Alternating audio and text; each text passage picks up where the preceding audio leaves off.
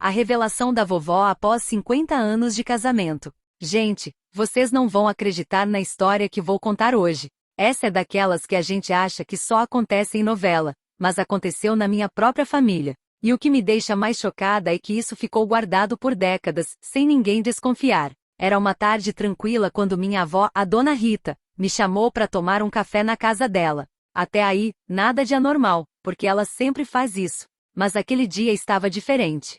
Sabe quando você percebe que a pessoa tá inquieta, mexendo nas mãos, olhando para a janela? Pois é, minha avó tava assim. Depois de algumas xícaras de café e muito rodeio, ela começou a falar. Disse que precisava desabafar comigo, porque tinha descoberto uma coisa que estava tirando o sono dela. Eu, curiosa como sou, já perguntei. O que foi, vó? Algum problema com o vovô? Aí veio a bomba.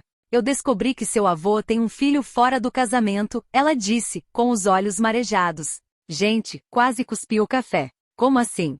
Meu avô, aquele senhor quietinho que nunca levantava a voz? Não podia ser verdade. Minha avó começou a contar. Há uns meses, ela estava organizando o quarto deles e achou uma caixinha antiga no fundo do armário. Dentro, tinha umas cartas bem velhas, da época em que eles eram recém-casados. Ela achou estranho, porque meu avô nunca foi de guardar coisas sentimentais. E curiosa como eu, ela começou a ler. As cartas eram de uma mulher chamada Célia. E pelo que estava escrito, a Célia não era apenas uma amiga. Na verdade, ela era a empregada que trabalhava na casa deles no início do casamento. E pior, as cartas revelavam que ela e meu avô tinham um caso na época. Mas a parte mais chocante foi quando minha avó chegou na última carta. Nela, a Célia dizia que estava grávida e que o filho era do meu avô. Ela dizia que não queria atrapalhar o casamento deles, mas precisava de ajuda. Meu avô, aparentemente, fez o que pôde para esconder tudo. Ele deu dinheiro para Célia e pediu que ela fosse embora da cidade.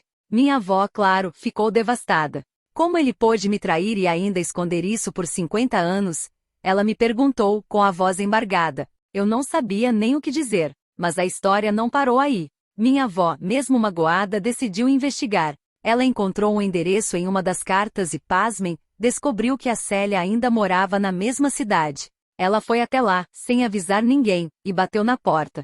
Quem atendeu foi um homem de uns 50 anos, que era a cara do meu avô quando era mais novo. Gente, imagina o choque da minha avó. Ela perguntou quem ele era, e ele respondeu: sou João, filho da dona Célia. E você quem é? Foi aí que minha avó perdeu o chão. Ela se apresentou e explicou quem era. O João ficou desconcertado e chamou a mãe, que confirmou tudo. Ela contou que nunca quis estragar o casamento do meu avô, mas que sempre guardou o segredo por medo. Minha avó voltou para casa arrasada, mas com uma decisão: ela precisava confrontar meu avô. E foi o que ela fez. Chamou ele para conversar e jogou tudo na mesa. Meu avô, que sempre foi muito sério, desabou. Chorou como uma criança. Ele admitiu tudo, pediu perdão, mas disse que tinha medo de contar a verdade e perder a família. Agora vem a parte mais inesperada. Depois de tudo isso, minha avó fez algo que ninguém esperava. Ela decidiu perdoar meu avô. Disse que apesar de tudo, ele foi um bom marido e pai,